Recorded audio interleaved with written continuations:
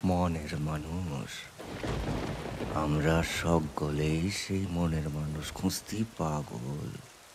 তার অর্থ কি নিজেকে খোঁজা, নিজের অন্তরাত্মার সন্ধান করা?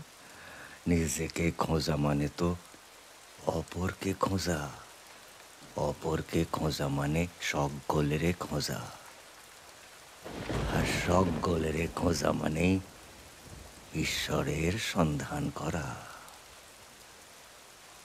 আমার মনে হয় সর্বেশ্বরবাদ, প্যান্থিইজম, সবকিছুতেই তার অমোঘ উপস্থিতি।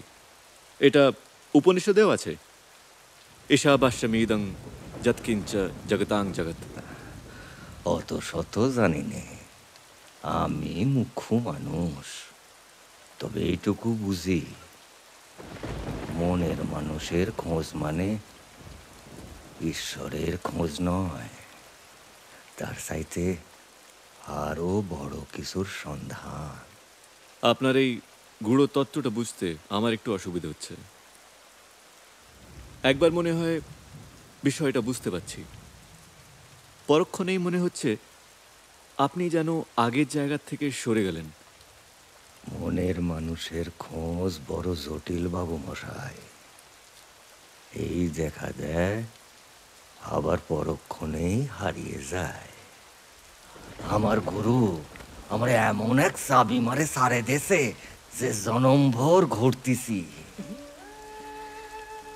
আরে ঘুরতি ঘুরতি জীবনের কতগুলো বছর যে ফুরায় গেল।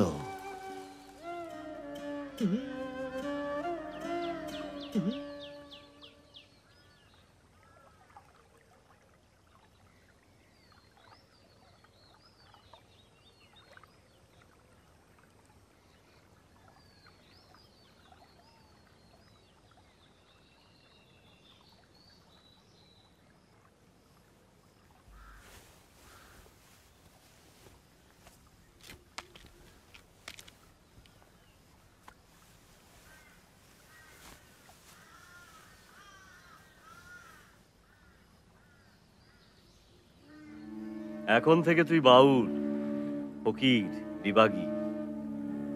আর তোর সংসার নাই, পূর্বজন্মের ধর্ম নাই, সংস্কার নাই।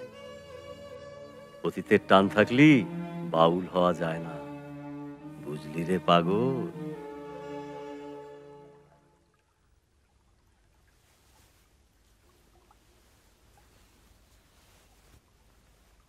নগদের কাছে সব গ্রাহকই প্রিয়, তাই তো সারা দেশে ক্যাশ আউট চার্জ সবচেয়ে কম।